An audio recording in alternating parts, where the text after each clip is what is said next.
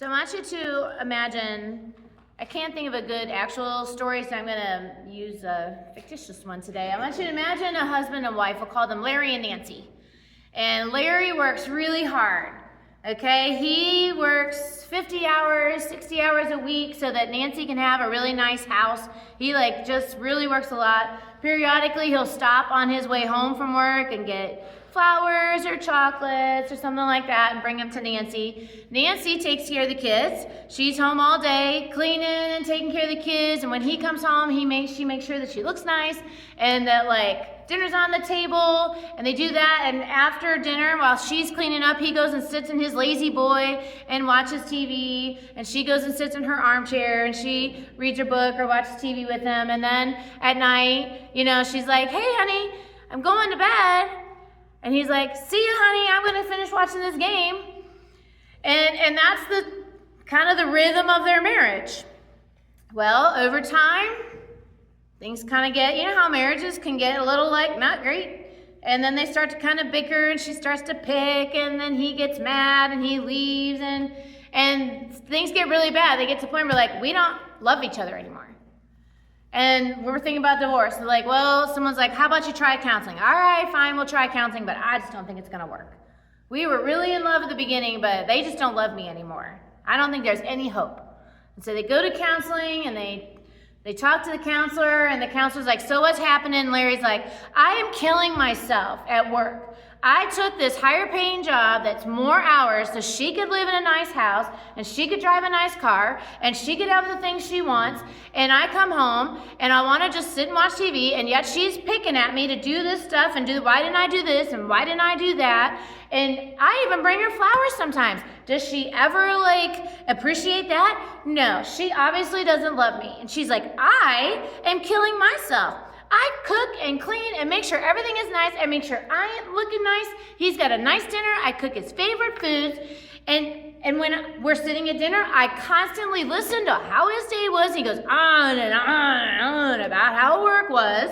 And I tell him that he's doing great, and I encourage him all the time, but that's not enough for him. And I always have to go to bed by myself. I don't even understand. He obviously doesn't love me anymore." And the counselor's listening to this, like many counselors do, and they start to see what's going on. So there's this counselor, Steve Chapman. He ended up writing a book because he saw many couples coming to him in the situation that Nancy and whatever I made his name was, Larry. and even this, most of us in this room are single. This even applies to real life. One of my good friends, she and I were in the middle of an argument one day, and she was telling me what a bad friend I was, and I'm not a good friend, and I don't do this, and I don't do that, and just all the things I don't do, and are you a robot, because you just don't even do that and that.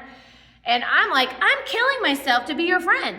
I am trying everything I can do to be a good friend to you. I'm constantly doing this and this and this to be your good friend." And she's like, "Well, but I want this, this, and this." And then a light bulb went off. I had the realization that Chapman had. So this guy, Steve Chapman, he wrote a book on his realization. I realized that my friend and I were each trying to love each other in the way we love. I'm the kind of person who likes quality time and gifts. And she's the kind of person who is an encourager, and quality time is hers too. But I was working really hard to love her the way I like to be loved. She was working really hard to love me in the way she likes to be loved. Nancy was working really hard to love Larry in the way she likes to be loved. And Larry was working really hard to love Nancy in the way he likes to be loved. And Chapman came up, he calls them the 5 love languages. And he says the problem that a lot of couples have is they don't understand this concept of love language. They don't know their partner's love language, and they don't intentionally try to speak their partner's love language. They speak their own love language. So that would be like me walking up and saying, "Te amo," and you're like, "Oh, what does that mean?" If you don't speak Spanish, you don't know I just said I love you because you don't speak Spanish. If I keep speaking in Spanish to you, like Bad Bunny will tonight if you listen to the halftime show, if I keep speaking Spanish, you're going to have no idea the things that I'm saying. They might be awesome, they might be terrible. When my kids who speak Spanish start talking to me real fast, I'm like, Oh man, I hope they're not saying something really bad. But if you don't speak your partner's love language to them, they're going to feel unloved. And so Chapman he realized over his years of counseling that there are basically 5 love languages. I'm going to show you what they are, but before I do that, I want you to think of one relationship, whether it's a romantic relationship, a friendship with a family member, a close coworker, not like that guy 5 cubicles down that you just say hi to in the morning, but think of like a relationship that's important to you that's maybe not as strong as you would like it. And kind of keep that in mind, because as I talk, hopefully you'll be like, oh, that's them. And then also be thinking, oh, that's me. Okay, so I'm going to go through these and I'll show you they're all in the Bible also. I feel like God speaks to us in all of these love languages so that we can all hear his love for us. So the first love language is words of affirmation.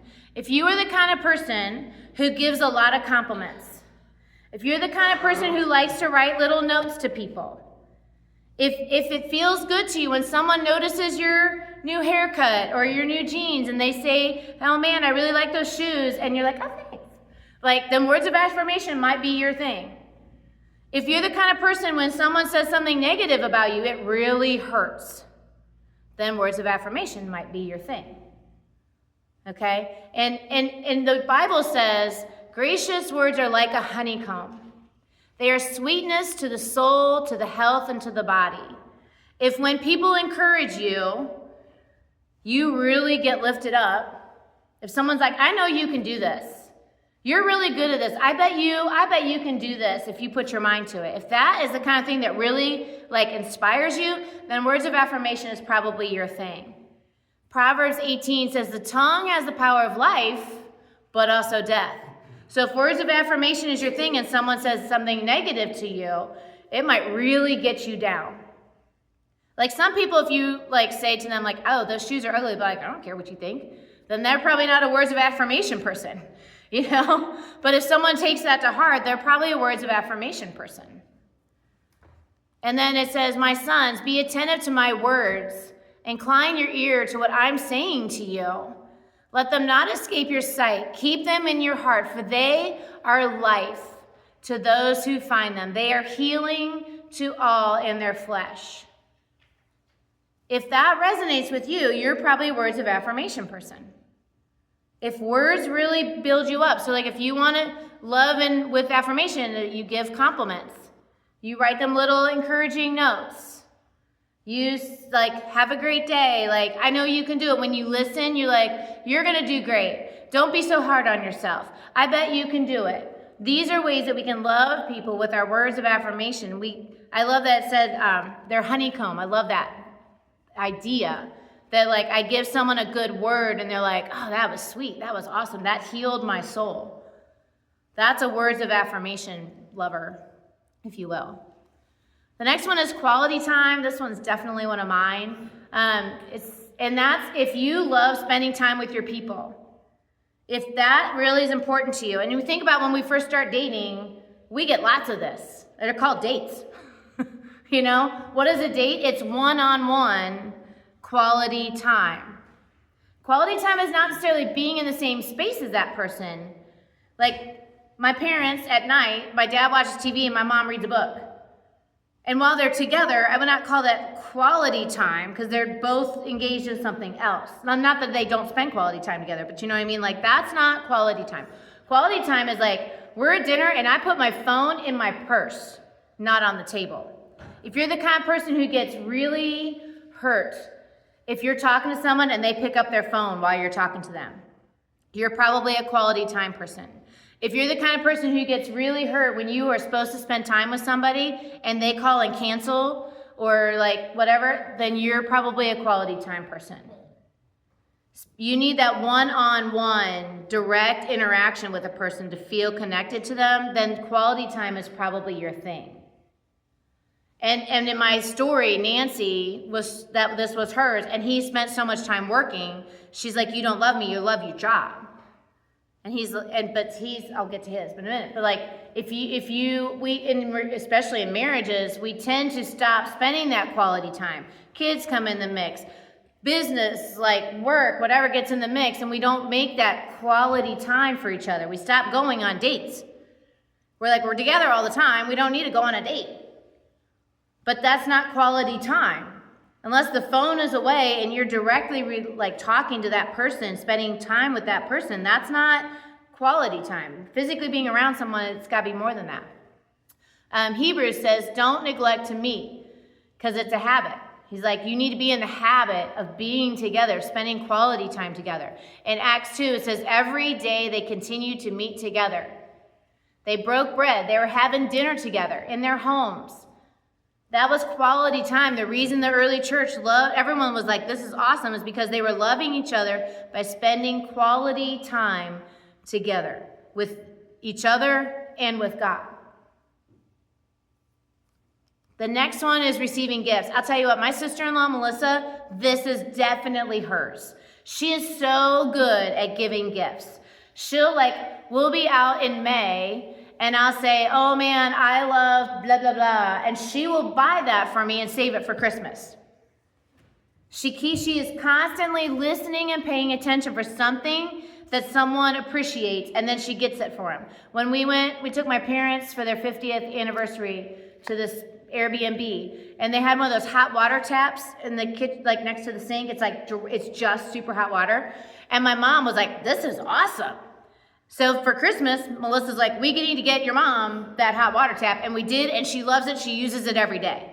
She's just really good at that. So if you are a person who thinks buying the perfect gift is important, then you're probably a gifts person. If you're the kind of person who gets kind of offended if someone just gives you a gift card or some candle they bought at Kroger, then you are probably a gifts person. If someone gives you a really impersonal gift and you're like, they don't love me or care about me at all, then you're probably a gifts person. The gifts don't even have to be big. It could be some little trinket or token. They're out on vacation and they see if I was out on vacation, when I'm on vacation, I see a Hello Kitty thing, I think I should buy that for Skylar.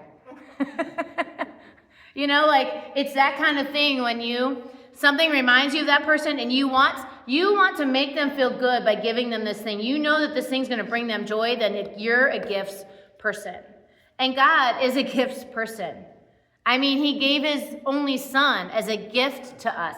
He loves us so much that he gave us his son. That is huge. It says, for every good and perfect gift comes from above. All the good stuff that comes to our way, that's a gift from God. And he doesn't change from being that loving gifter. It also says, if you, who are evil, know how to give a good gift, don't you think that God, who is from heaven, can give you a good thing to those who ask? God loves to give us good gifts. He loves to give us the thing that we want, that we really want, because he's a good gift giver. He knows you. He knows what you need. He knows what you want. He wants to give that to you. I mean, in moderation, because he tries not to spoil us, I think. But, he loves to give us good gifts because he's a good gift-giving God. The next one is acts of service. If you're the kind of person when someone is hurt or injured, my friend Jill, she's an acts of service person. I was having foot surgery, and so she bought me this little trolley cart because she knew I was going to be on crutches, and my kitchen and my living room are not side by side. And she knew I was going to have a hard time getting food from the kitchen to the living room. So she bought me this little trolley cart. And she brought me a basket full of books to read and movies to watch and a tumbler because, a big tumbler of water so that I don't have to try to crutch back and forth from the kitchen every time I want to drink. That was a gift, but also she wanted to serve me. She's I'll come drive you. When I bought my house, she came, even though she works long, crazy hours, she came and helped me clean my house and rip out carpet, even though she hates doing that kind of thing. She stayed till 10 o'clock every night for a week or two, helping me rip out carpet and clean my house so that I could put in new flooring. That's an act of service. If someone is that kind of person who sees what you need and they do it for you. Oh, I saw that your lawn was getting high, so I mowed it for you. Not in a passive-aggressive way, but I just see that you need this. I'm going to do this for you. Oh, I see that you're having a hard time. Let me come and do your laundry for you. Those are acts of service. So if you like to find ways to help people, like, oh, you need help with this, I'll come help you. Then you're probably an acts of service person. And in John 3:18, 1 John 3:18, it says, let us not love with words or speech, but in actions. We've got to be loving in action also. That's acts of service. If it's just words, like, that's great. Words of affirmation